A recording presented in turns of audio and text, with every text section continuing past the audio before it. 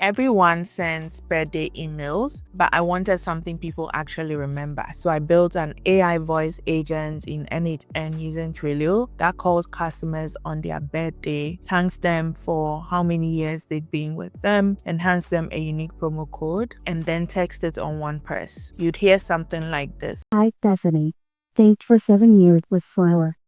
Here's your special code, BDAY, DHOE, 7XK8Q. Don't worry if you didn't get the entire code. I will follow up after this call with a text message. In this tutorial, I'm going to show you how to set up your Google Sheets for your customer list, how to set up your OpenAI prompt that personalizes the script with the years and the code, and then also how to set up your call and everything in Twilio. By the end, you'd have a 15-second loyalty touch point that actually drives redemptions, and you don't need any developer. If you haven't subscribed to my channel, then my name is Lenny. Don't forget to hit the like button, subscribe, all the good stuff. Let's get started. As usual, I'm going to walk you through how the workflow works, and then I'll show you how to build it. I'm also going to insert a demo somewhere in this video as well. All right, so let's get started. So I'm using a manual trigger just for the purposes of this tutorial, but you don't need to use a manual trigger. You can use a scheduled trigger so that it's scheduled to run, let's say 9 a.m. on your customers' birthdays. And then I have this spreadsheet in Google that I created. So I have this birthday list spreadsheet, and I have like the ID, which I'm going to be using for memory. And then I have the first name, I have the last name, I have the phone numbers, I have the date of birth, I have the time zone, I have the language, and I have this column which I've kept empty for a reason. Then I have the code, and I have the customer number of years they've been with the company. So the idea is that this is going to be updated once I place a call. So I'm going to go back into my AI agent workflow here, and then I have the edit fields where I am sort of like extracting all the relevant fields I need, and then I have this filter which is filtering based on the date, and then I loop over the items, and then I have my AI model here that's sort of like crafting the customized and personalized message. Once the message is created, I pass it to Twilio, and then I send a text message and then update the spreadsheet. So this is a high level overview of how this workflow works. I'm going to execute this right now so that you have an idea.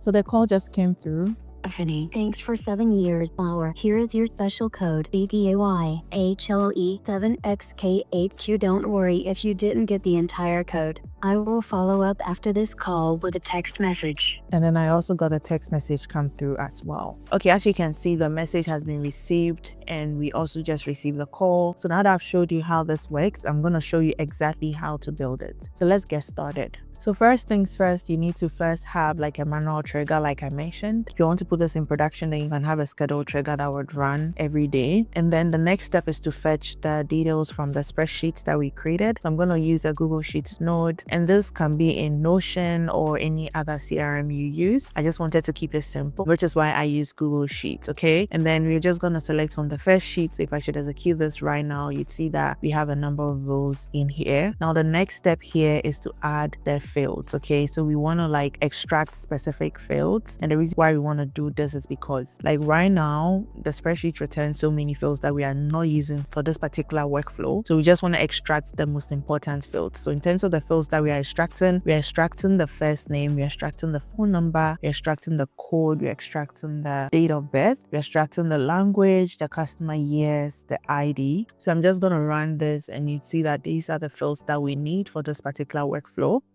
And then we are going to basically just filter on the ones that really matter to us. So we're going to be using a filter node. And as usual, I'm going to drop the template as well in the description box so that you can download it and use it for your own workflows as well. I'm actually curious to know how you're going to like build up on this particular workflow. All right, so in the filter, we are going to use this particular code. So what we are doing is we are just extracting the month and the day from the date, and then we are just comparing it to today's month and date. Okay, so if they match, then we want to like call them. All right, so if I should execute this step, we should just have only one left. I don't want to execute this just yet. If you have like a real CRM, you probably have thousands of data. Okay, so what we want to do is we want to use the loop node to sort of like loop over all the items. Okay, so if I execute this right now, currently just for the purposes of this tutorial, we only have one branch, but then in real life you'd have multiple rows of data. So you'd want to sort of like have a loop node to be able to loop over all the data sets. Okay, so now that we have this sorted out, the next step for us is to actually bring in an AI model. So the reason why we are bringing an AI model is that if you wanted to like just hard code a message, then you could, but we are bringing in the AI model here to sort of like dynamically generate the message for us based on the number of years that the customer has been with the company. So I'm going to be using ChatGPT or OpenAI. You need to set up your credentials and everything. If you haven't set up your credentials, then you have to, so that you'll be able to access the OpenAI node. So let's do that. And then let's move on to like the memory. So like I mentioned, I left the ID in there because I needed to have like a unique key for memory. If you are doing this in production again, you may want to make sure that you don't have like your key is indeed unique and not like the letter 9, okay? And then yeah, I want it to be in a specific output. So I am gonna connect an output parser here, and in this code, all I want to get is the voice script as well as the SMS message, okay? So I'm just going to clear this and going to use this instead. Now, let me show you what I have in my AI agent, okay? So I have generate a birthday message and SMS for this customer. And in terms of the system message, this is what I have. Generate a short birthday call. And I put in the brand here. I also have what should be in the voice script and all that. So yeah,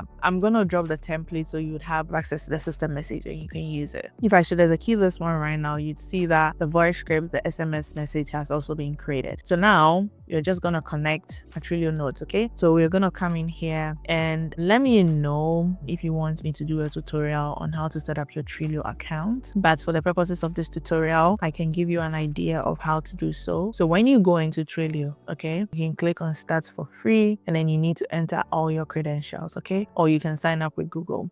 So I already do have an account, so I'm not going to sign up. I'm just going to use my Twilio account in here. One thing I would say about Twilio though is that if you're outside the US, then you'd want to sort of upgrade your account because that's how you'd be able to call phone numbers that are not US based. Let me know in the comment section below if you want me to do a tutorial on the whole Twilio call setup process, and I'll gladly do so. But you first need to have a Twilio account set up, and then you connect your credentials. So you'd come to create credentials, and in your Twilio account, you would have like an account SID, an account SID, and an auth token. So you basically need to enter those information as well. So now we have the from field would be like the Twilio number that you have. So in this case, I'm going to enter my Twilio number. And then 2 would be you just drag the phone number in here. And then for the message, you're going to use the voice script that was generated. And then the next one would be we're going to add the Twilio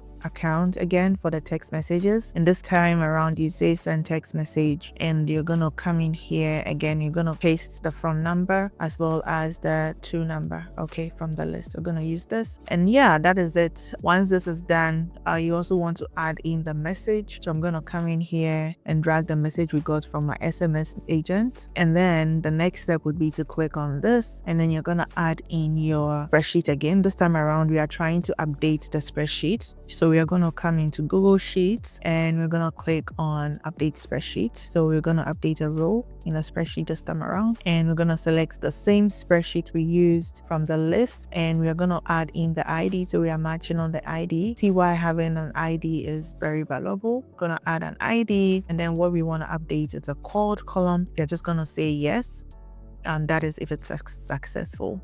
So yeah, that is it. I'm going to save this right now and I'm going to run the entire workflow again, and you should see the call come through. So the call just came through. Stephanie, thanks for 7 years with Flower. Your code is BDAYPHLE7XK8Q. Don't worry if you didn't get the entire code. I will follow up after this call with a text message. Okay, I must say that this message sounds a bit robotic. So let me know in the comment section below if you want me to do a full tutorial on how you can also customize the voice and the sound and the feel of the message as well. Because at the end of the day, you don't want it to be robotic, okay? So let me know in the comment section below and I'll do a tutorial about that as well. But for now, thank you for watching and see you in the next one.